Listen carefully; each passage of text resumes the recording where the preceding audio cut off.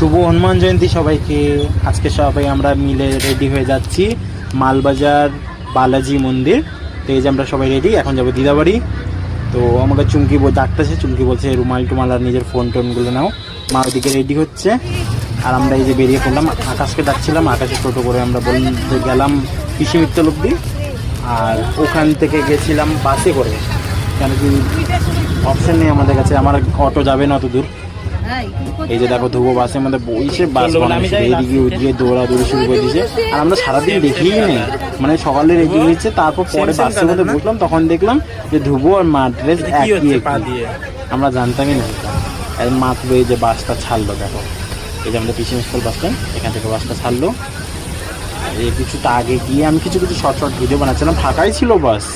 আর দেখতে দেখতে বাসের মধ্যে সিটের মধ্যে তো লোক ছিল, প্লাস গিজি লোক ভরে গেছে। আর এই লোকের মধ্যে আমার গ্যাদারিংয়ের মধ্যে আমার এবারে কী বলবো, মাথা ঘোরাচ্ছিল। তা আমি কতক্ষণ শুয়েই পড়েছিলাম, তারপর পট করে চোখটা খুললাম, দেখলাম যে অনেকটা দূর চলে আসছে। তারপরে অল্প ছোটো ছোটো ভিডিও বানালাম। ধ্রুব এই যে আমার সাথে মারামারি করতে, আমার চশমার ফ্রেম ভেঙে দিয়েছে, এক সাইডে হ্যান্ডেল নেই, এটাকে একটা হ্যান্ডেল নিয়ে খেলাখেলি করতেছে। আর তোমার এই সবাইকে ভয় পাওয়াচ্ছে, দেখো ভয় পাওয়া নিজে হাসতেছে আবার। আর এদিকে এদিকে যে মালবাজার ঢুকলাম, এদিকে চা পাতা বাগানগুলো পুরো। আমাদের এদিকে তত নেই, এদিকে আছে মালবাজারের দিকে পুরো, আমাদের এদিকে তত দেখা যায় না, এদিকেই দেখা যায় যা দেখা যায়। কিছুক্ষণ পরে বাস দাঁড়িয়ে গেল সামনে, বাসে যে আমরা চলে আসলাম মালবাজার বালাজি মন্দির। খুব ফেমাস হনুমান মন্দিরটা, এটা খুব ভিড় হয়, মারাত্মক ভিড় ছিল।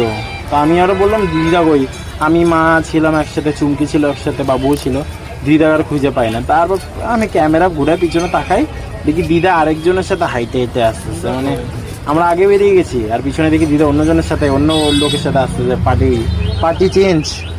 তারপর সামনে গেলাম, সামনে গিয়ে দেখলাম খুব সুন্দর, মানে আগের পরে যেরকম সুন্দর সাজিয়েছিল, এইবারও সেম সুন্দর সাজিয়েছে মন্দিরটা, একবার দেখো। আর তোমরা যারা যারা ভিজিট করোনি মন্দিরটা, একবার এসে দর্শন করে যাও মন্দিরটা, এত সুন্দর মন্দিরটা, মানে মন শান্তি হয়ে যাবে মন্দিরটাতে গেলে একবার তোমাদের। হেভি সুন্দর, মানে ভিতরে যে বজরংবলীর যে মূর্তিটা আছে, এত মায়াবী মূর্তি, মানে দেখার মতো। আর যখন উপরে খুব ভিড়, তারপরে উপরে ছেলেটা আমাকে বললো যে ক্যামেরা বন্ধ করো, তারপর চুমকি দিক থেকে বলছে ক্যামেরা বন্ধ করে দাও, তা আমি ক্যামেরা বন্ধ করে দিলাম।